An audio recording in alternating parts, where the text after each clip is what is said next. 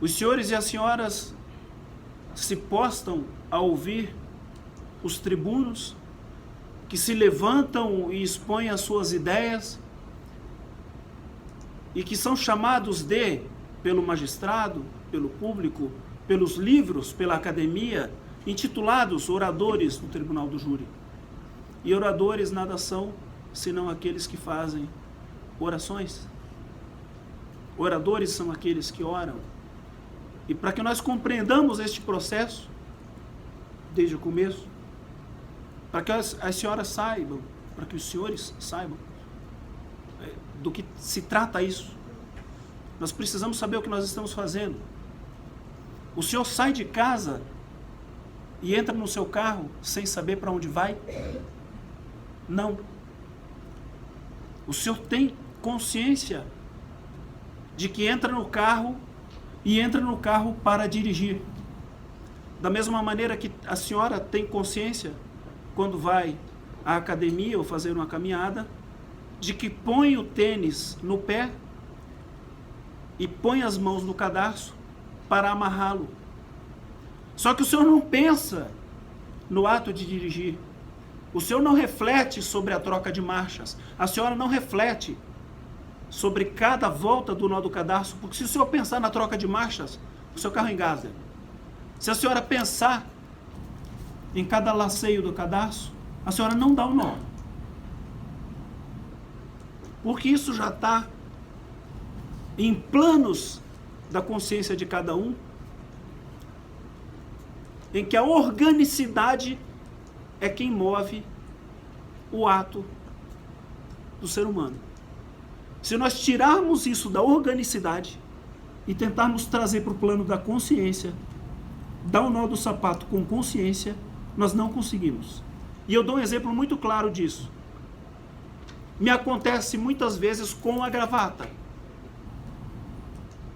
Já aconteceu com o senhor, doutora Luiz? Tentar dar o nó da gravata e de repente atentar para o que está fazendo. E aí não consegue dar o nó na gravata. Não acontece, Ricardo? Você vai dar o nó na gravata e aí de repente você pensa que está passando aqui para depois passar por trás, para depois jogar para dentro, para depois puxar por fora. Se você pensar 1,5 segundos neste processo, danou-se. Você não faz o nó da gravata. Você não faz o nó da gravata.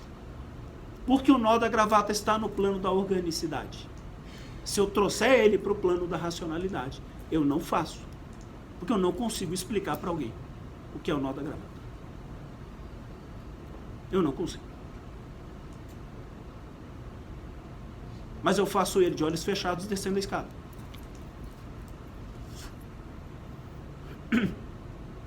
Como o nó do sapato, como a troca de marchas. E o senhor já reparou que o senhor usa os seus 4 membros? É a mão na marcha, o pé na embreagem, o outro no acelerador e um no volante. O senhor já dimensionou o grau de intensidade neural que o senhor está movendo para dirigir? Nós precisamos compreender as coisas para saber o que nós estamos fazendo. Todos os 7 estão me ouvindo na condição de orador. Portanto, eu estou orando. E o que a senhora entende por orar? Não me responda, por favor. Mas é muito provável que os seus conceitos religiosos tenham uma definição de oração, ordinariamente dirigida a um ente abstrato religioso e ordinariamente destinada à pretensão de uma graça ou, quiçá, ao agradecimento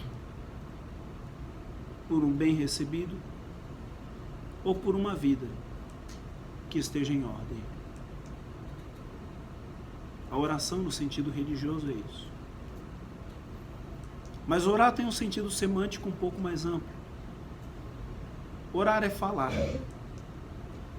Orar é não silenciar. E silenciar é sinônimo de aquecer. O que fez Pilatos? Como Pilatos simbolizava a sua aquiescência diante das manifestações e decisões populares. O que significava o lavar as mãos de Pilatos? Que ele tirava das mãos dele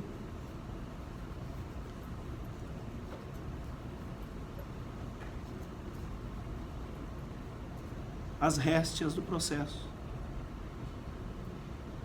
e as manchas da decisão. É o ato do silêncio. É o contrário do ato de orar. Portanto, orar é o contrário de silenciar. E quando nós oramos, nós falamos, e nesse ponto orar no sentido semântico tem uma parecência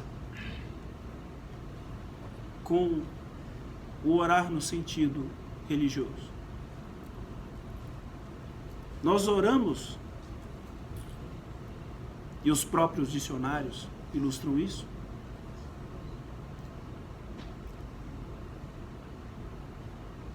na promoção de uma pregação. Orar é realizar uma pregação.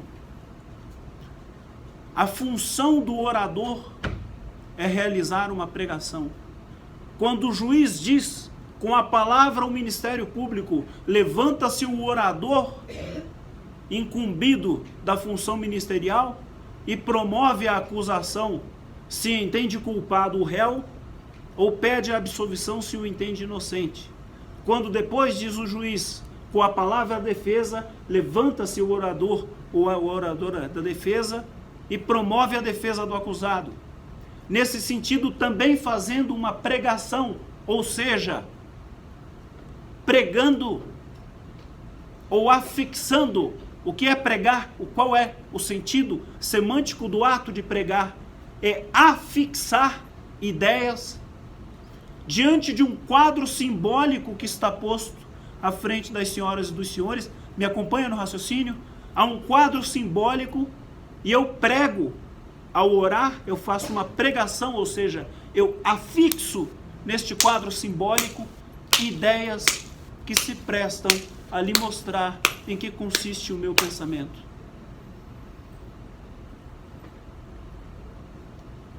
E por que é que as senhoras e os senhores estão aqui hoje?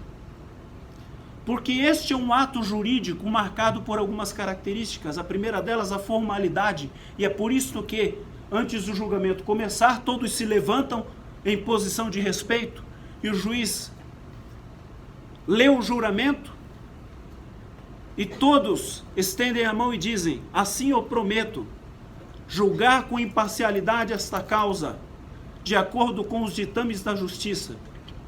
Esta é a formalidade do ato. Também é um ato público e por esta razão a sociedade de Campo Grande está aqui presente e qualquer um pode aqui entrar. É um ato jurídico, por quê? Porque ele finaliza o processo. Mas, sobretudo, é um ato oral.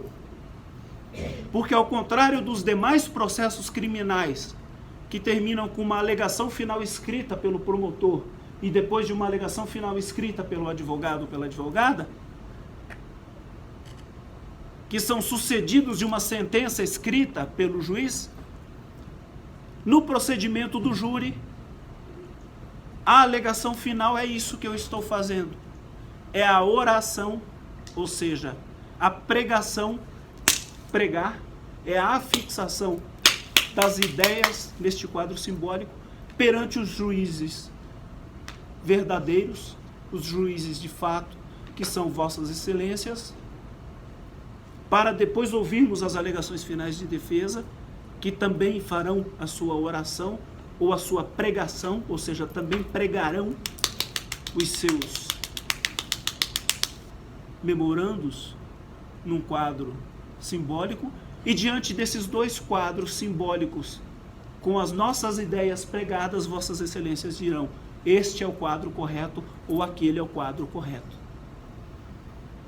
Entenderam por que é que nós nos reunimos em conselho de sentença para julgar os crimes de homicídio?